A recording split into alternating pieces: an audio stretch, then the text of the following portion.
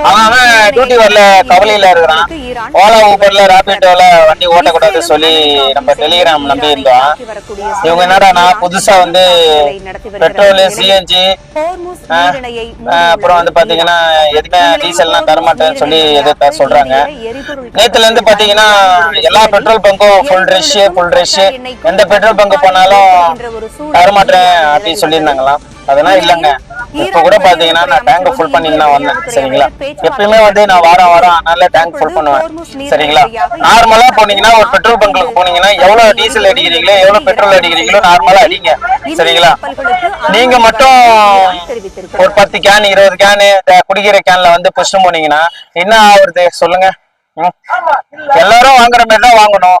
Diesel petrol CNG மொத்தமா வீட்டுக்கு ஒரு பொக்கிஷம் மாதிரி வாங்கி வச்சுக்கிறீங்க. என்ன சொல்றது தெரியலங்க. ரொம்ப கஷ்டமா இருக்குது. நம்ம நாட்டுல வந்து நம்மளாலேயே சுதந்திரமா இருக்க முடியல இப்போ.